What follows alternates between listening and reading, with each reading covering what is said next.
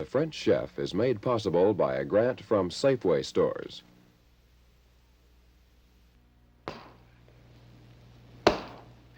This is a dough with yeast in it that I'm slapping around here. It's hard to believe after such rough and brutal treatment it's going to turn into something like this. But it will, and you'll see it. We're doing Babas Au Rhum today on the French Chef.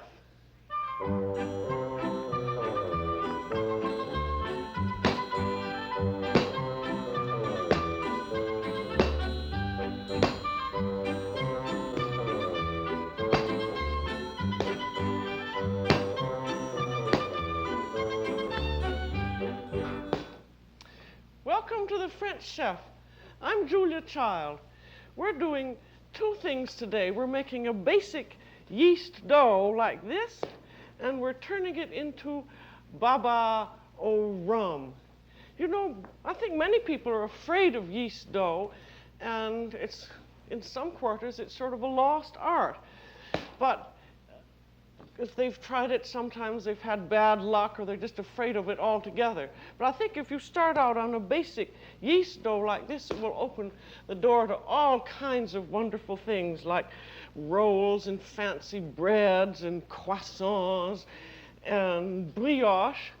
And it's lots of fun to make, and it's just deliciously fattening to eat, so you have to be a little bit careful. We're going to do babas today, and they are little cakes like this, and when they're soaked in the syrup, they are decorated and look like this. And I have, because I want you to see all the steps in making babas, I have some dough that's already risen, and I'm going to bake it in the oven so you'll see them come out. And they take 15 minutes to bake, so I'm going to set my timer for 15 minutes, and then I'm going to get my yeast. And there are two kinds of yeast that you can buy. One is fresh compressed yeast, and the other is a dry active yeast. And what yeast is, it's a living fungus which feeds on the ingredients in dough and produces gas, and it's gas which makes the dough rise up. And if you buy fresh yeast, you have to keep it in the refrigerator. And it is in a little cake like this, and it should be a nice sort of grayish, chalky white, and there shouldn't be any blemishes or spots on it. And you can't really keep it for more than about 2 weeks, and it has a nice, fresh, yeasty smell. And then the other, which comes in a package, is granular, dry, active yeast, and you can keep that just on the shelf in the kitchen. But you want to be sure that to note, it always has a date on it, and you have to use it before that date is up. And they act slightly differently in the mixing, so I'm going to do both methods, so you'll see exactly how you can use either one. And we'll start out with the fresh yeast. And for this recipe, we're going to make enough for 12 2-inch babas, and I'll give you the ingredients as we go along.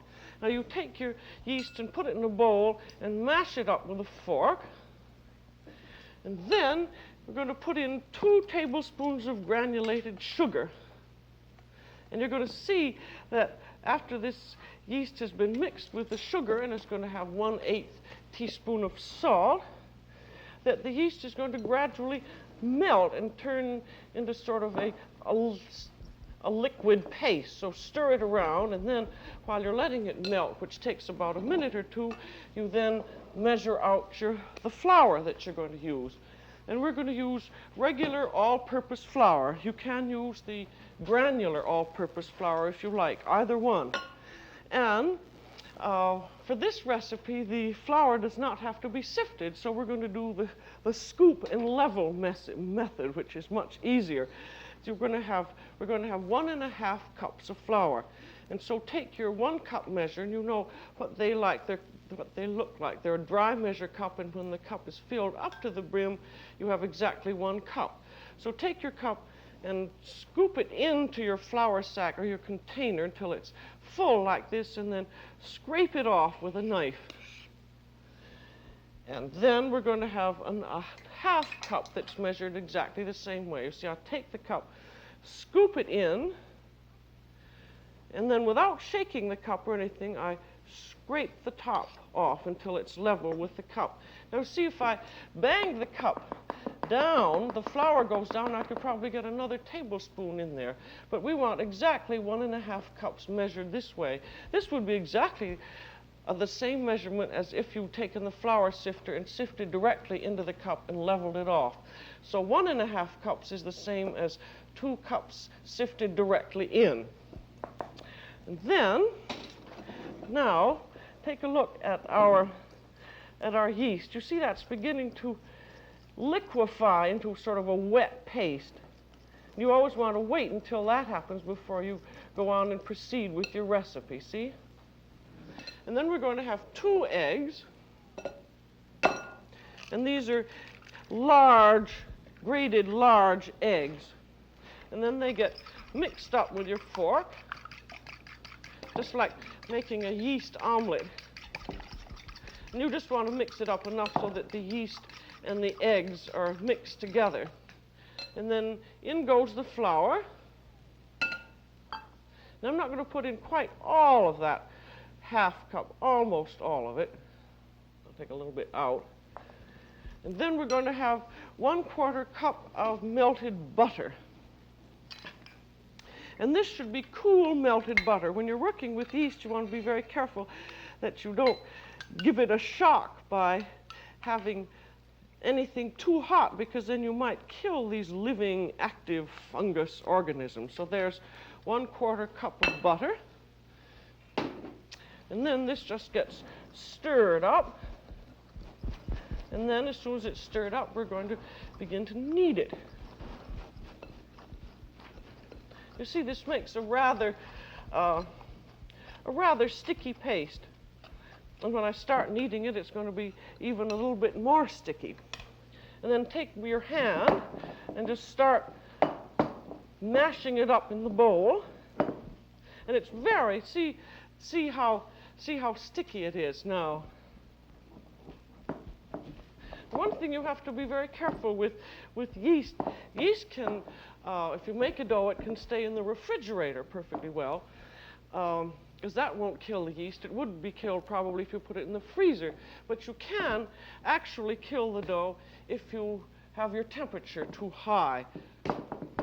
Now see, that's very sticky, and I can either slap it around in the bowl like this, which you would do if you had an extremely sticky dough, or as it's not too terribly sticky, I can take it out and slap it on the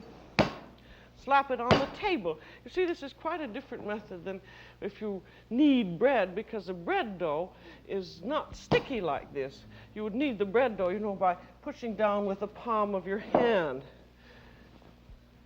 Like this, you're pushing it out and folding it over. But with a sticky dough, we have to knead it until it stops being sticky, until it leaves your fingers. You see, it's still so sticky that it sticks onto my fingers, but after kneading it and whacking it a little bit more, it will gradually become less sticky. And the reason that you do the kneading is so that you can activate the gluten in the flour. And gluten is I don't know exactly what it is, but it develops a rubbery quality in the dough, so that when your dough rises up, the gluten has been activated enough so that the dough stays risen.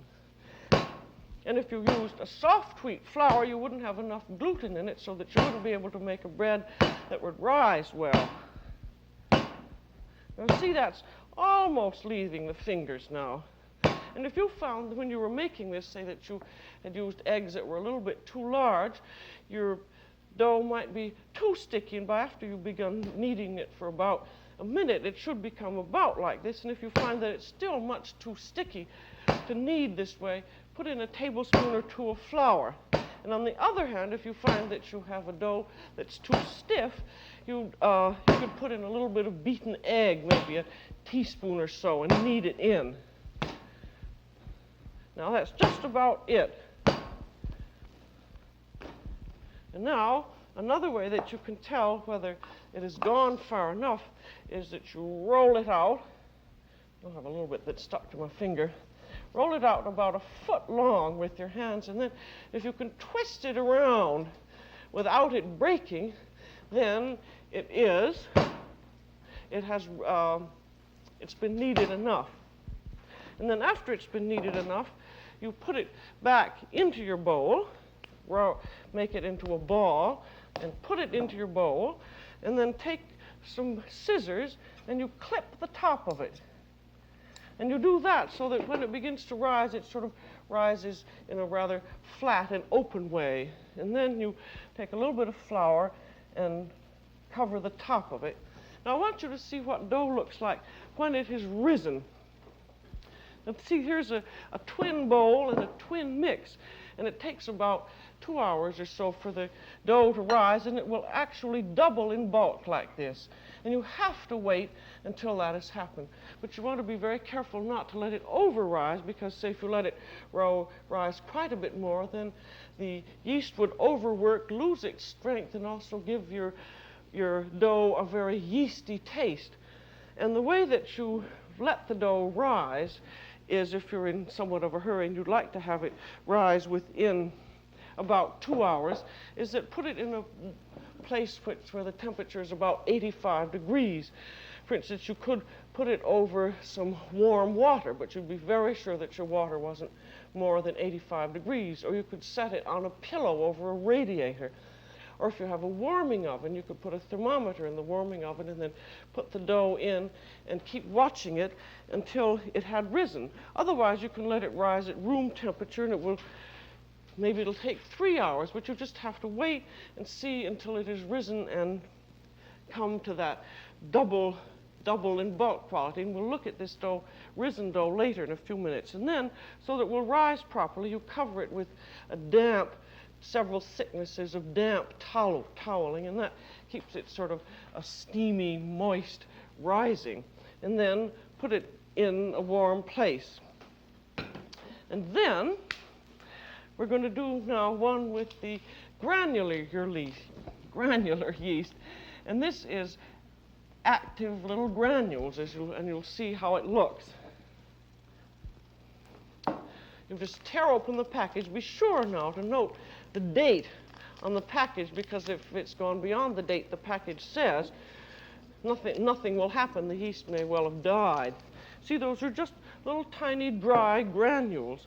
And then you always have to dissolve the yeast in a warm liquid. So I'm going to use 1/4 cup of warm water. And as it says on the package, the water should be not more than about 110 degrees. And you have to let this yeast dissolve. And again, this is going to use exactly the same proportions except for the water. Then again, we have 2 tablespoons of granulated sugar. Yeast has to have a little sugar so that it will start acting. And then an 1/8 teaspoon of butter. And just stir that around a little bit so it'll melt quickly. And then we measure out our flour again, and this is again exactly the same. 1 cup scooped and leveled off, and 1/2 cup scooped and leveled off. And then we take a look at our yeast to see if all those little granules have softened. And in some recipes, you'll find that it'll say to let the yeast sit for 4 or 5 minutes until it has begun to become slightly foamy. In this recipe, that isn't necessary. And then we put in our 2 eggs.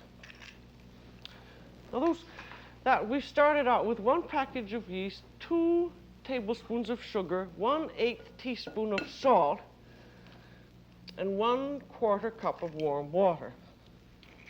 And then we have our 2 eggs again, and again they get beaten up just so that the eggs are thoroughly mixed. And then in goes the flour. And in this case, because we have the water, we may find we'll need a little bit more flour. And we also have the 1/4 cup of melted butter, which again, be sure that your melted butter is just tepid and not hot. There. And then again, just start mixing with your hands. And it doesn't. You'll find once you begin making these yeast doughs that the exact proportions don't make too terribly much difference, because you can't, you see now that is terribly sticky now. So I think I'd put in a little bit more flour, just a little, say about a tablespoon, and then see if it's still terribly sticky. If you had one of those wonderful heavy-duty mixing machines that has all the various attachments, including a dough hook, you can do all the kneading of the pastry right in the mixing machine. Now that would be just about right, and then you would continue exactly the same way as you did for your other one. Now, if you end up with very sticky hands like this, you can get some of this dough off by putting your hands in flour and then rubbing them.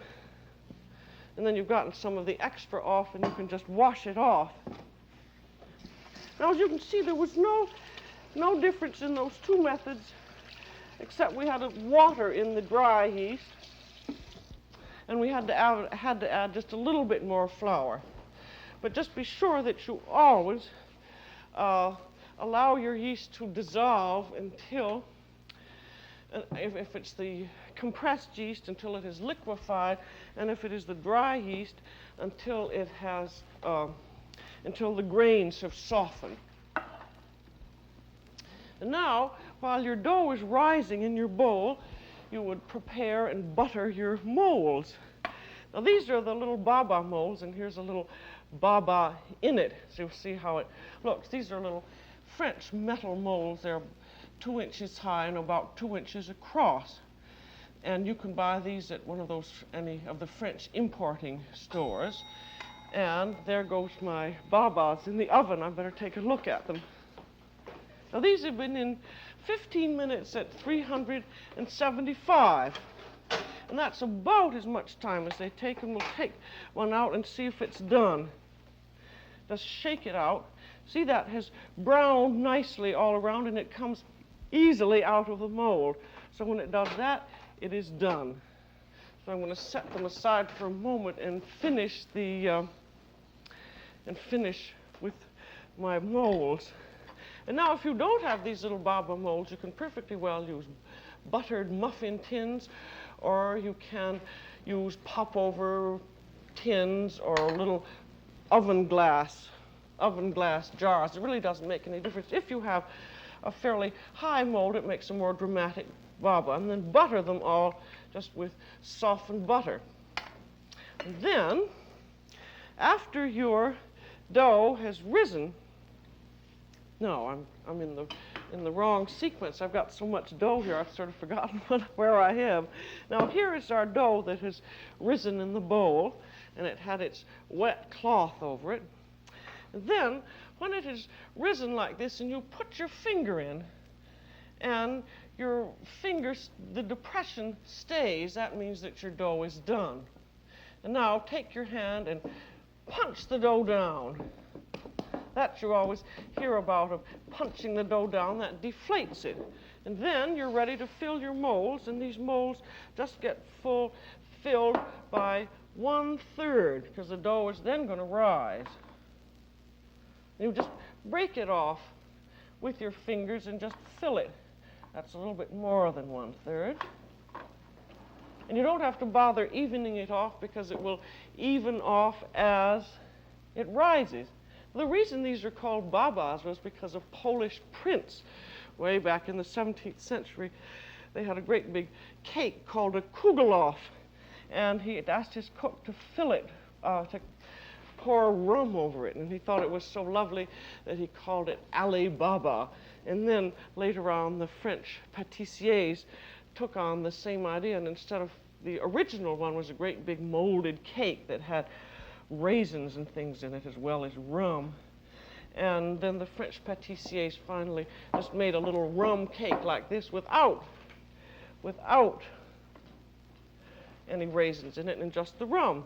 And now, after you have filled your molds, you let them rise, and when they have risen, they must come 1/4 inch up over the molds, just like this. And as soon as they have risen, you must bake them, because Otherwise, you might wear out your yeast. And now we're ready to, then when they've risen, you bake them in a 375-degree oven for 15 minutes. And then, at this point, this is just a plain baba. But we're going to now make the syrup that will turn them into a Babas Au Rhum. And we're going to have 1 cup of water,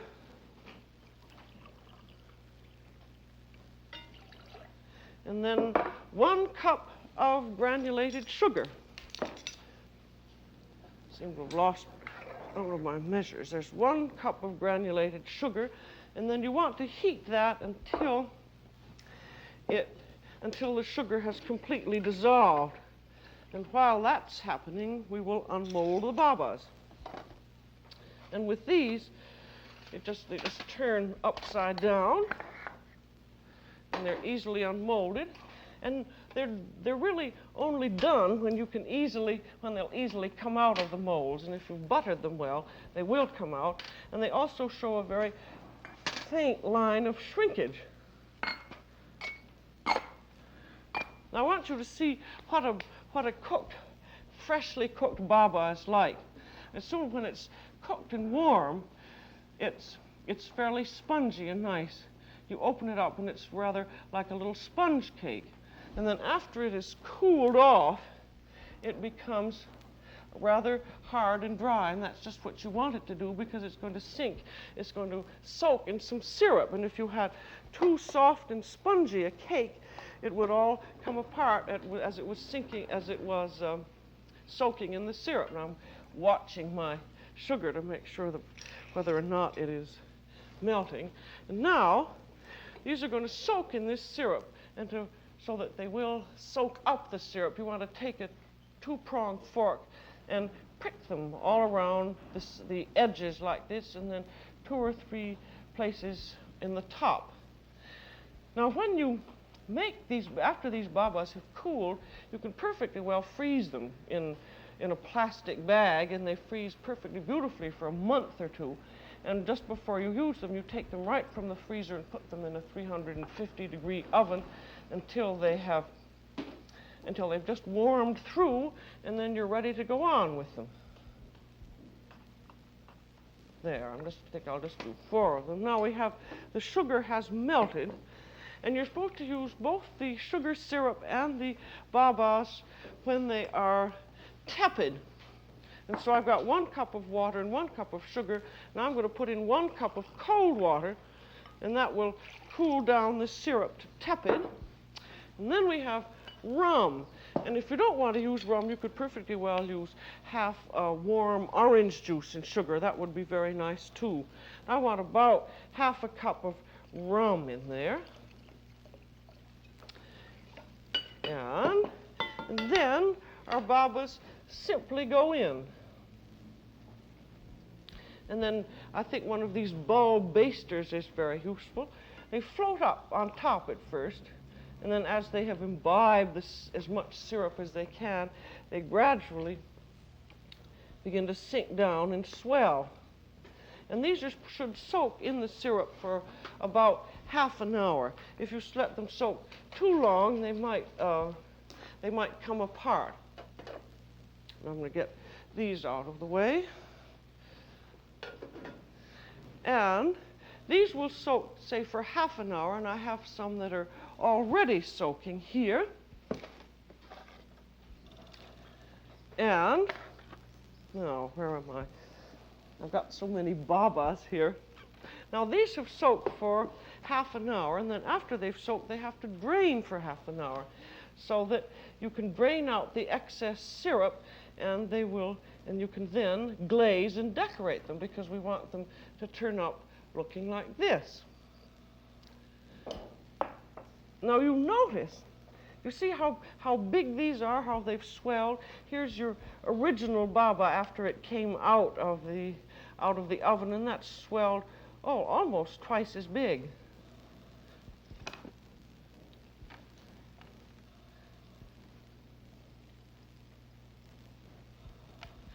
I'm just using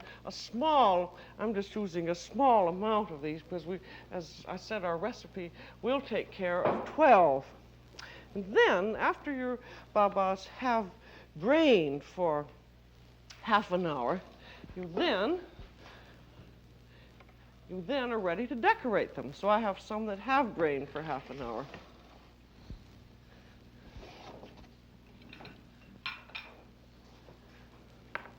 Now those have drained, and here's what we're going to decorate them with. I have to make a little room here.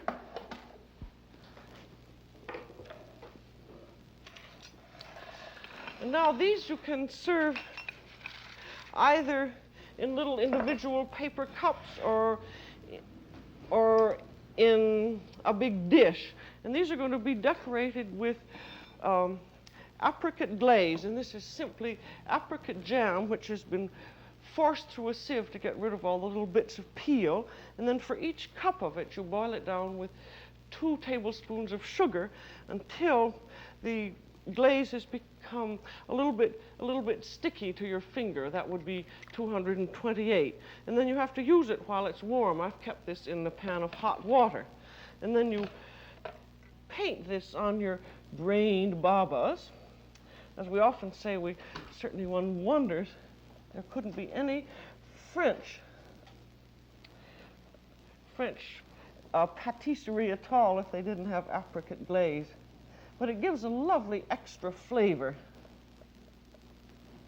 Then you put any kind of decoration that you want on the top. I'm using some little slivered almonds. And then you also have the slight problem of getting this rather sticky thing into the cup nicely. And then put on a cherry. One thing I forgot to do, which is something you might like to do, is to put a little bit of rum on top of the babas, just 1 or 2 drops before you decorate them with the glaze. Now, I'm going to decorate one more. You don't want to have too much rum on them because it should just be a nice flavoring, but after they're soaking, they often need just a little more suggestion of rum, because just to accentuate the rum flavor a little bit. There, and there goes our cherry, just a glacéed cherry on top. And then that again will go into our little paper cup. So you see, there we are with our Babas Au Rhum.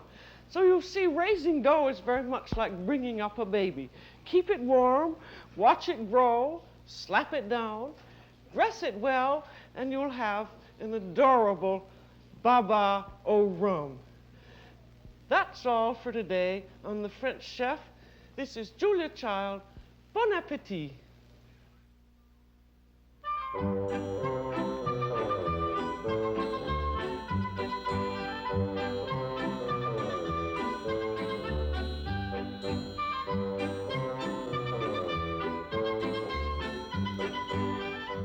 Julia Child is co-author of the book Mastering the Art of French Cooking.